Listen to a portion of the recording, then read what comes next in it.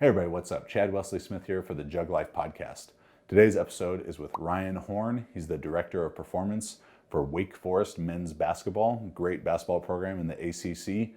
We talk with Ryan about training for basketball players, the unique challenges that it presents to train athletes who are so tall, 6'8", 6'10", 7 feet tall. Definitely people who are not traditionally thought to be very well built for lifting. So he gives some good solutions for that, as well as just some great ideas and insights into sport performance training.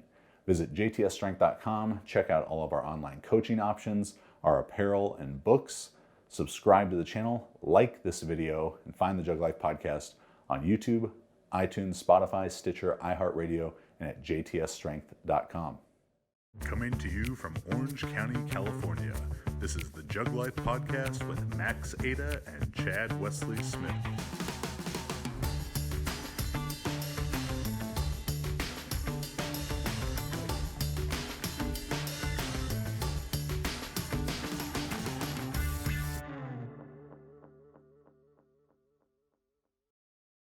All right, Ryan Horn, how you doing, buddy? Doing well. Thanks for having me. So we're here at the lovely Mamba Sports Academy in Thousand Oaks, California, for their first annual, I'm assuming what will become an annual event. And you're all the way out here from North Carolina, where you're the Director of Basketball Performance at Wake Forest. So tell me a little bit about your coaching journey. What brought you to Wake Forest? It's been a long path, but a relatively unorthodox one. Starting off in the field, kind of behind the eight ball, not a big network, not really a college weight room to kind of work in once I finished playing. So getting your foot in the door, I've been blessed to only have 4 stops. I've heard that you're not a real coach until you get fired. I have not got fired yet, so I'm still waiting on that one to come.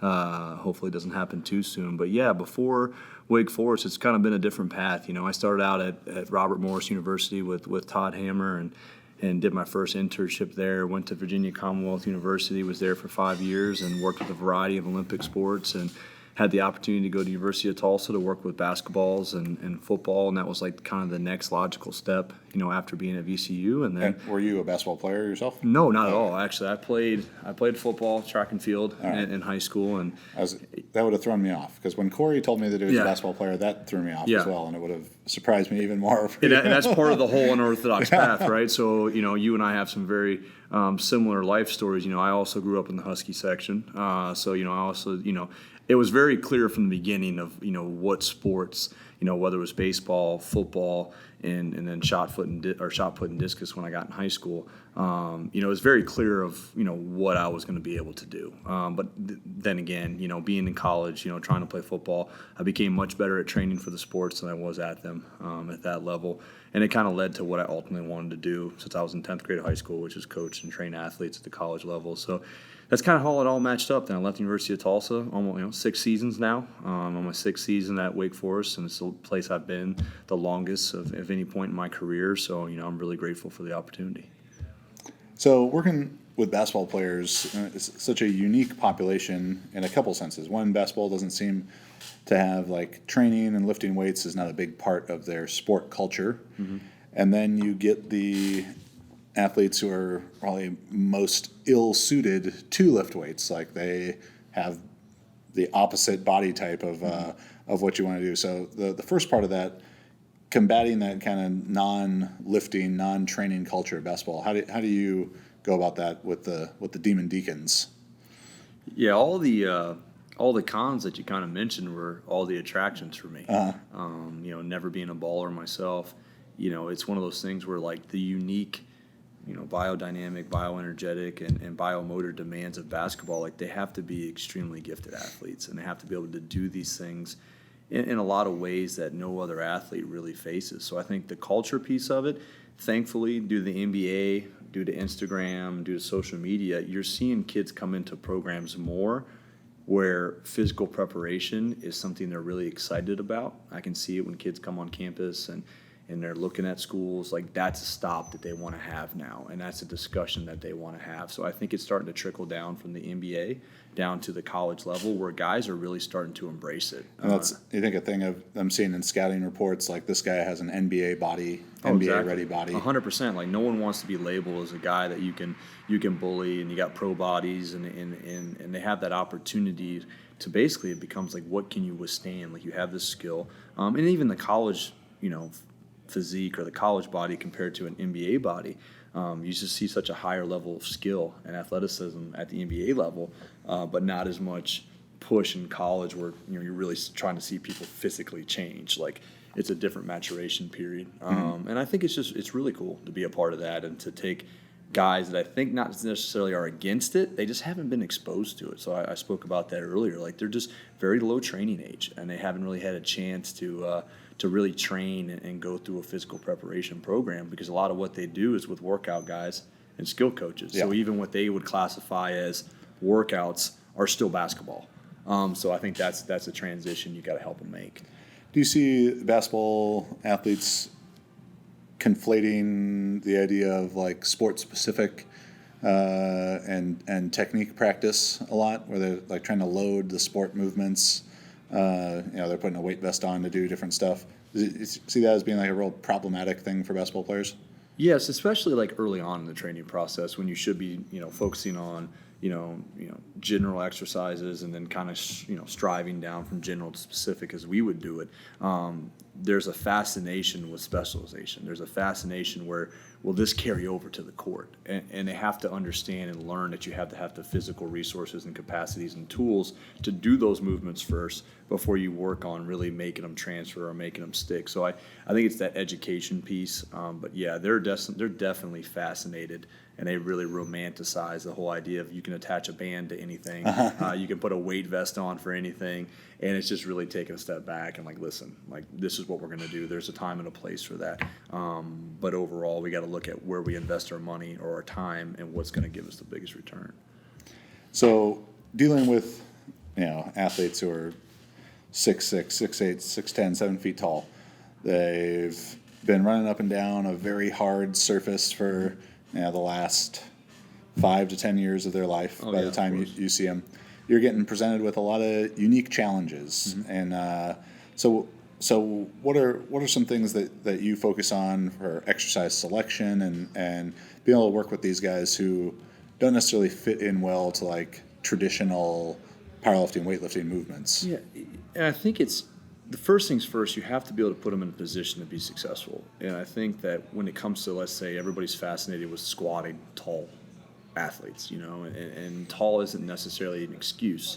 If they're able to get into positions, whether it's using elevated heels, mm-hmm. whether it's using slant boards or wedges, to help them find their balance in the squat. What I notice with basketball players, they struggle to find balance in the squat just due to how they're built, how they move. Their benders, not so much like triple flexion, they bend at the waist. Mm-hmm. And it's like that every time they come in. And it seems to clean up when you can put them in a mechanical position that allows them to utilize what they already have. So you see guys really start to feel better when they're getting that synchronized triple flexion, full range of motion, really putting them in a position to be successful. You see those things really improve. And then too, like a lot of them, you can really load that hinge with them. So what we try to focus on in the summer is anterior chain dominant. When we're not on the court as much, we can push the squat a little bit more, still push the hinge. But then once we get in season, we kind of really focus on loading that hinge movement as our main load, for instance, for the central nervous system or the lower body, and then just greasing the groove with the squat, like keeping it really clean, really fluid, and just keep our athletes moving well. And I think that's a longer term process, but as we talked about before, it's like the short money, long money. Like, where are you going to put your money? And I think it just takes more time, and people usually don't adapt as fast as they want them to. So then they get frustrated, like, we're not doing it. Like, you're just too tall. And there's some kids that really have issues with it, but I think a lot of it just works from the foot up. If you watch our guys move, watch them squat, when they come in, I mean, they're walking around, they got gloves on their feet, and they really have no feel for what they're doing. A lot of that goes back to how we cue them and how we load them, but I do think the ability to have those check downs and those audibles to pick movements that match where they're at right now and kind of meet them where they are, knowing what you ultimately want to achieve. So to go back to, you said that they've got gloves on their feet. Yeah. So by that you mean they've been wearing these basketball shoes to do everything. Yep.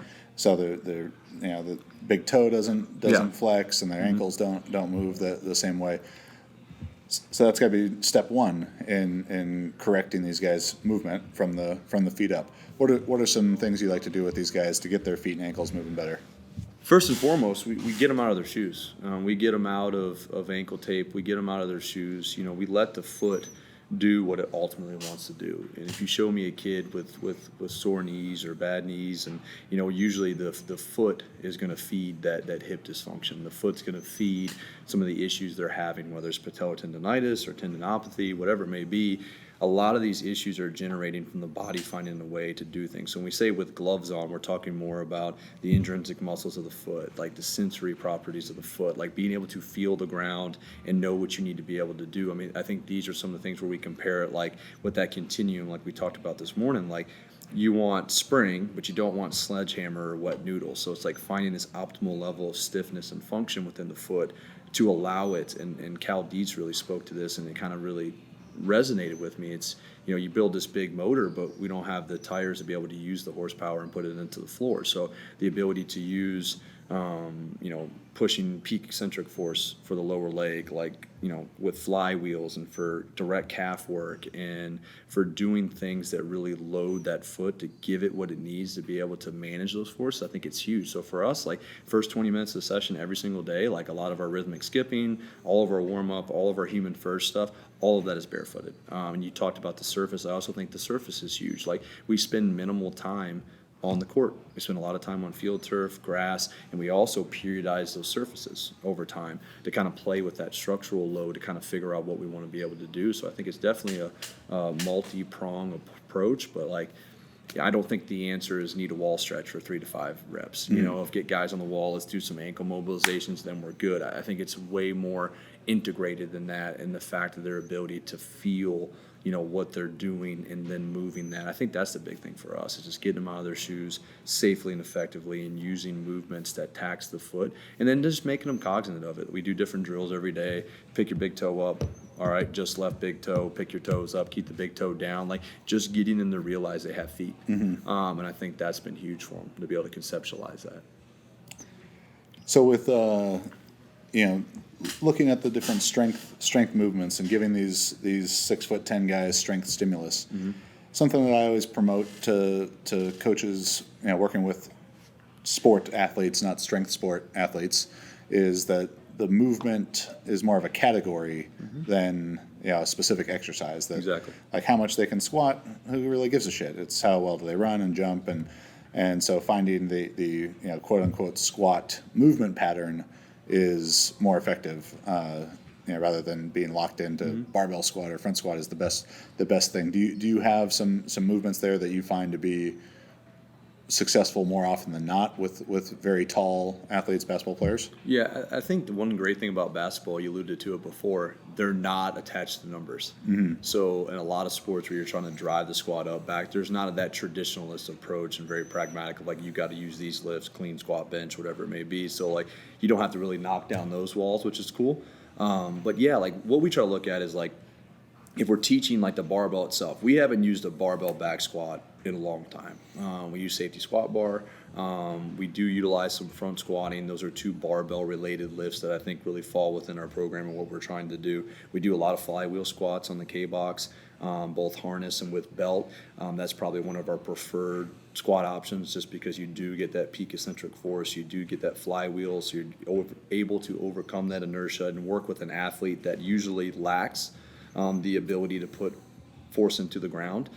Kids that are very reactive, elastic, and bouncy, but really don't have the tissue properties to be able to handle that. So we use a lot of flywheel. We actually got into using more Kaiser squats, the pro squat, because we're able to utilize pneumatic resistance and be able to do that. So like my biggest thing is like find a way to load them. And you have this pattern, and that pattern's going to drive your programming. And those are movements for us that I feel like really, but even in that human first, like if they can gobble it in a warm up, they can do swings, they can do some of that work. You got to find a way to put them in position. So even if you're doing like a rear foot elevated split squat or a split stance squat, we started doing a lot of those, both like Hatfield supported split squats. And actually one thing we've actually shifted is putting more pressure on the forefoot. So we go back to that foot piece, like how strong is that arch, how strong is that foot, and can it handle it? And that all comes from Cal D. So can we elevate, do forefoot dominant squats, really get the knee over the toe in an athletic position, that spring position. So we've been doing a lot of isometric and submax eccentrics on those as well. So I think those are probably the biggest battery of exercises, loading, the supported split squat, the flywheel, the Kaiser, and then your basic barbell movements. But really it's like finding out, okay, you try this, what's it look like, how's it feel? We report back. We don't give them the answers, but we ask them. We assume less, ask more, and then figure that out and move along there. And that's my biggest thing. You already knocked it out of the park, is like find a way to load them. And I think that's where your allegiance needs to lie. Yeah. You know. So. And yeah, especially coaches who may have a background like me in strength sport. Yeah. Whether they come from powerlifting, they want to use powerlifting to coach someone. They come from weightlifting, they want to use weightlifting to coach athletes, and it's just like a huge trap for athletes to fall, for coaches to fall into. So you'd mentioned reactive elastic and talking about guys being bouncy. You know, if there's one universal thing among basketball players, volleyball players as well, as a big population I worked with for a while, they all want to jump higher. Oh, 100%. And it's kind of crazy when you look at it's jumping high is associated with basketball players. But if you were to look at like NBA pre-draft camp, NBA combine versus NFL combine results, that standing vertical jump, the NFL player results are so much higher. So, why is that the case, and what can basketball players do to or do they even need to do anything to bring up the difference between like standing vertical and vertical with approach? Yeah, so that's one of our testing protocols. So we actually measure a standing vert, a non-counter movement jump, and then an approach like a max jump like you would see in the NBA combine. We find that the bigger difference between those two, so from a standing jump, anything really above 8 inches between the two, you're starting to get into a guy. We also measure reactive strength index, doing a jump mat using like basically a twitch mat, looking at ground reaction force. But what we find is like there's that big gap because these athletes don't have the explosive strength to be able to do it. So that's a strength issue. And really we're not looking at vertical jump performance. I'm seeing it more as resilience and durability, because if you have a kid that's extremely twitchy, that's extremely reactive elastic, there's a lot of tendon stress, but the muscular strength and neuromuscular coordination to do that in the standing position is just not there. So I see that more as a way to mitigate injury risk and help bridge that gap. Now, you're never going to make it. I've never had a kid be equal on both, so it's hopefully one is higher than the other. Yeah, I mean,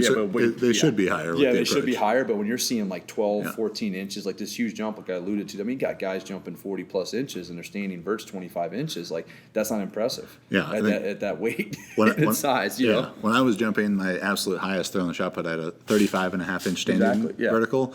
Maybe I would have had like a 36.5-inch vertical with approach. Yeah, and I think that also goes back too. I think there's a little bit more skill involved with the approach jump. If you watch those guys gather, that's one of the most impressive things to me is watching some of these really reactive elastic kids like really load and just gather and how they produce force and energy. Like you would say, like there's a little bit of valgus, a little bit through the floor, and they're just able to go and put force on the ground and get up. So I think those twitchy, reactive elastic type kids, you got to find out whether or not that maximal strength level is where it needs to be to make sure the reactive strength and bridging those two things together. I think you can make a little bit more of a complete athlete. It's a little bit more robust and durable. What is the highest approach vertical that you've seen? I've ever seen 40. We've had 47 inches was the highest I've ever seen in person. What's the highest that you believe that you've heard of? I've heard of 50 like right in low 50s, like 50 inches. There's a couple guys that I've heard that have jumped up. Now the numbers that you trust? See, the one thing you have is like if you check those combine numbers, you usually see like mid 40s to high 40s. You'll see a couple of those sprinkled in there, but also the approach is standardized. So like you might have a kid do an approach jump that's running from the freaking 3-point line, running in there and then jumping and going. So I think that's standardized of that, but you do see some impressive things, but it's just what they do. And I think like when you bring kids into our program, we start to see with some of those drop jumps and see that reactive strength index improve. That really tells us, okay, let's push this maximal strength loading, whatever it needs to be. Let's find that gap. Let's close it, and then be able to retain those abilities and let the sport too. We haven't really talked about that. The sport itself lends itself with athletes that are very responsive and adaptable to those types of stimulus because it's a neuromuscular sport. So they get a lot of benefit. We mentioned James Smith earlier, like that load of sprinting, jumping at the volume they do it at is extremely high. Yeah, because the sport practice is stimulus, and so often coaches discount that, and maybe because it's hard to quantify volume and intensity of practices. But whether it's a football player, sprinting, blocking, tackling, pushing a defense lineman around, an offensive lineman around, that might not be the same. It's not the same thing as a squat, but it's still stimulus to the legs and 100%. And upper body and everything. And I faced that a lot with the volleyball players, or rather more so the parents. Really, like they'd come from volleyball practice where they'd just jumped 200 times, and their number one thing they wanted to improve was to jump higher. And it's like, well, you just jumped 200 times, so how would you jump higher by me making you jump more than you just did?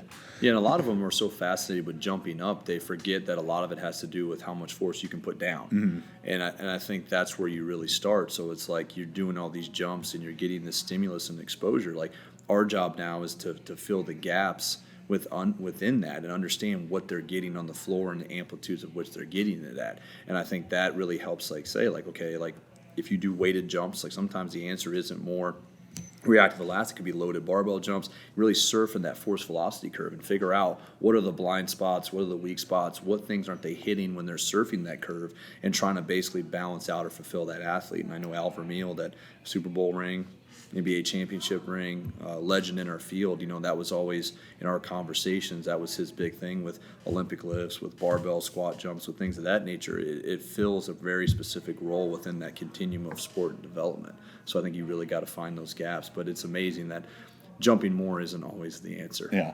Do you find with the more reactive elastic an athlete is, that giving them the opposite of what they naturally are is what benefits them the most? I think from a durability, that durability drives performance piece, and Cal Dietz, and I'm not trying to name drop, but I want to give credit where credit's due.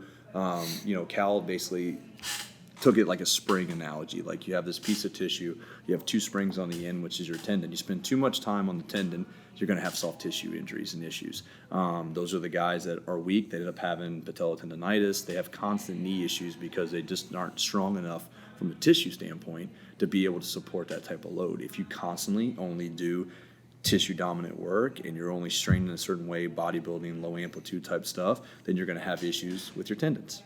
Because those things have to play catch up as well. So I think understanding the difference between like having slack and having the optimal amount of tension is really hard to quantify, honestly. But just the fact that you're targeting those two areas, if you have a reactive elastic kid, leverage those strengths, but then work on his maximal strength to help kind of weaponize those weaknesses, I guess you would put it. So last night I was talking with the other basketball guys here, Corey and Nate, one of the coaches here at Mamba, about how 3-on-3 basketball is now a Olympic sport, or will be in the next Olympics. And I guess NBA players can't play in it, but I asked them about if they had to put together their ultimate 3-on-3 team from NBA players. So I think I gave Corey the first pick. So Corey's team was LeBron, Kyrie, and who was his post guy? It was LeBron, Kyrie, and maybe Joel Embiid. And then and Nate's team was Jamal Murray, KD, and Anthony Davis. Yeah. So those players are off the board. Who's they're your team? off the board. Jeez, you just took all the juice away there. I mean, I have my team that I picked, which would definitely beat both of their teams. But you go ahead. Yeah, 3-on-3, a lot of space there to work. I would go with, in that situation, I'm a huge Damian Lillard fan. All right. So I throw Damian Lillard in there. I would take Kawhi because he can guard multiple positions. If you get switched, guard in space. And for a big, need an athletic big, be able to run the floor. Let's go with Anthony Davis was the one I'm thinking about too. Let's see. I'm gonna give my boy some love. I'm gonna go with John Collins from the Hawks. All right. Super athletic kid, can run the floor, high motor. I'm gonna show him some love. I trust him. So yeah, my team was Steph, Kawhi, and Giannis. Okay. So that's a good matchup. You got your Giannis is hard to identify though. Like he's kind of like he's right across the spectrum. That dude's a freak. They don't call him a freak. That's a heck of a club right there though. Yeah, I like that. So if you got Kawhi, I could maybe put PG in there. That would be my second choice. Just like if I couldn't get Damian Lillard, I would honestly. No one's talked about James Harden either. That's what I was gonna say. So my three guards were either Damian, was James, or was going to be Russ. Yeah, I mean the guy who's considered to be the best, this transcendent offensive player, but I guess when he's going to have to man someone up on D, I don't know if that's going to work out that well on the other side. That's where you got to start picking your poison wisely. What about Billy Hoyt? You want to get him in there? I don't think so. I'm going to get Billy Hoyt, Jesus Shuttlesworth, and the guy from the air up there, not Kevin Bacon, but the African guy. Oh, I got. Or how about Neon Badeau, Butch Reynolds? I think that's all from Blue Chips. Yes. Yeah, that's definitely a squad right there. Yeah, like that's definitely a squad. Blue Chips, tremendously underrated sports movie. Oh, tremendously underrated. Great, and so like ahead of its time, exposing corruption in the NCAA. Yeah, we'll talk about that one. So what are some resources that you would direct people towards? I love basketball specific or just anything? I love the class. I think you have to find coaches that are doing what you want to do at the level you want to do it at. You've mentioned Buddy. You mentioned James Smith. He's had a huge influence on me. Some of it can be rather dense and challenge you, but I really love his perspective and while he does it. Anything Buddy Morris writes, I'm gonna read, and then I'm really a fan. I grew up on the classics, so reading everything that Louis Simmons put out, and Matiev and Tudor Bompa and going down, and Dr. Zatsiorski, all the way down the line. I'm really a big fan of those classics because I think you can't really run away from that foundational work. It's hard to really go and dabble and be specialized, like we talked this morning, without having that base knowledge of understanding. So I would always tell people to revert back to the classic. I mentioned Joel Jamieson's book today, Ultimate MMA Conditioning, even though it's not just about MMA. I really enjoyed that as well. So awesome. Ryan, thank you very much for taking the time, buddy. Yes, sir. Thank you. Thanks for listening to that episode with Ryan Horn, Director of Performance for Wake Forest Men's Basketball. Hopefully you got some good insights to sport performance coaching. If you work with basketball players or athletes who just aren't that well suited to traditional barbell exercises, I think Ryan gave some really good advice on how to help them still train effectively.